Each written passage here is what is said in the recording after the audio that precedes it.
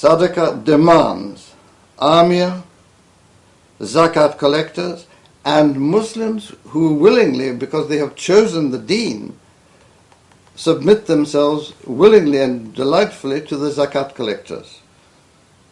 Rasul Sallallahu Alaihi Wasallam said, be courteous and be sweet to your zakat collectors. This hadith. Now, this is gone. And so if someone says, oh, we pay zakat, you don't pay zakat. If you're giving it, it is not paid.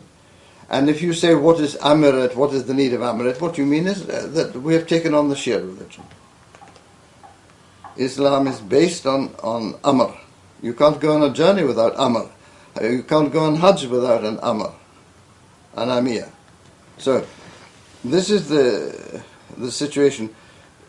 The restoration of half the deen is dependent on the Muslims taking on the financial transactions, the financial instruments, and setting up the financial institutions of zakat and trade and commerce and markets, all according to the great Islamic tradition that produced the greatest civilizations that the world has ever seen. Civilization is a byproduct of Islam. The terror phenomenon is it's already spent, you see. The day that Bear Stearns went bankrupt and the whole financial system crashed to the ground, the legend of terrorism was over. And in the light of this, I'd like to just mention something that's come to my attention, and that is that President Chirac, who's given the age of politicians today being the scum of the earth, President Chirac was quite a distinguished and impressive leader. And he has confided personally to one of the people close to him the terrible shock that he received at the stage in which the United States entered the war against Iraq. He was appalled by it, and he said to Bush privately, but why are you doing this? What is the purpose of it?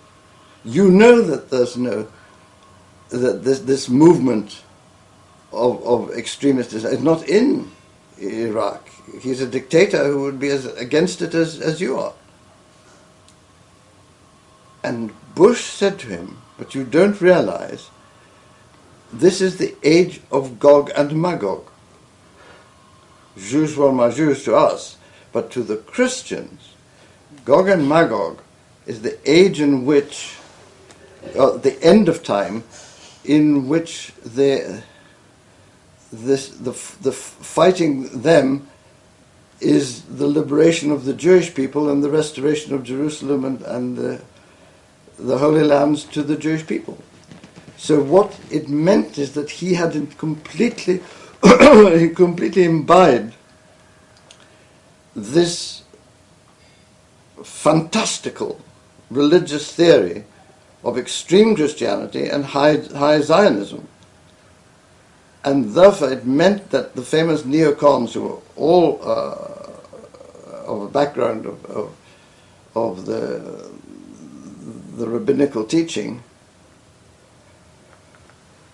had convinced him that that is what was happening in the world. So the truth of the matter is that, in fact, the United States of America, this great nation, plunged into a war which was the private, fanatical, irrational, religious domain of a handful of Judaic and Christian extremists. And when this was said to President Chirac, he immediately got hold of some of his close friends and said, look, please check this up for me. Tell me I'm not imagining it. Does this mean? And they said, oh yes, it means that they have made war on Islam because they see it as the threat to the fulfillment of the promise of the restoration of the lands of Judea to the Jewish people. Now, why I mention this is because people are now brought up into kind of media world, they don't know how events happen.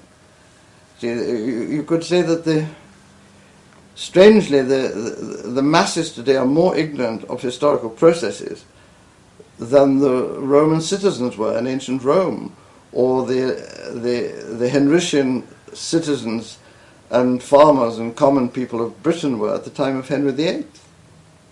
They knew exactly what was going on. They knew what the religious issue was. They knew what the issue of Henry's divorce from Anne Boleyn. Now nobody knows what's going on. They have the media telling them what to do, but they don't know what's going on. People don't know what's going on.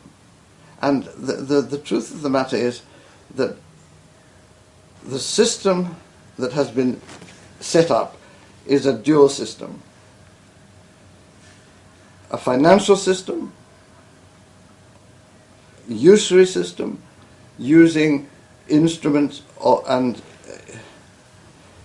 institutions to cover the fact that the money is not real, that it's numbers and has no intrinsic or substantive value. And a political class whose job it is to cover for them and to run things so that they can continue taking the margins of their profit, and they get paid off at a lower level, so that the Clintons and the Bushes and the Blairs are, in a sense, they're like pensioned secretarial class. But the other aspect, to be such a class, you have to be mentally flawed. If you examine Bush, Blair, and the German chancellors over the last 30 years, if you examine them, no serious corporation would give them an executive job, because they're psychically flawed. Psychiatrically, none of them can bear examination. If I take any three psychiatrists from any of the great schools, Freudian or Jungian or Kleinian or Reichian, if I put them in front of these characters, they would all say that these are people in the world who could just as easily be certified and locked up, because they are psychically dysfunctional. It's enough to look at the face of Blair today and see a man who is half mad. You look at the staring eyes of Blair, of Clinton, of Bush. He doesn't stare because he's rather slit-eyed, but you can see his eyes are like Gaddafi's. They're in rapid movement, rapid eye movement.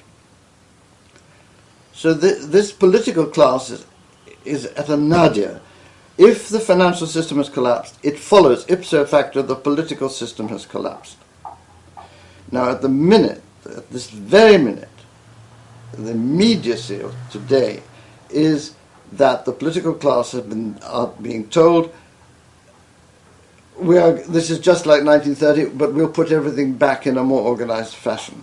The message today of Sarkozy, or who is as demented as Mr. Blair, you see, he's got a kind of St. Vitus dance that is the daily distress of the French people. But if you look at that situation, you see that they're all saying business as usual. But you can't say business as usual once you have people announcing on the news, yesterday such and such an institution lost $500 billion. Now, at this point, sanity enters, never mind rationality, sanity enters. Because you say $500 billion has been wiped off. Where has it gone?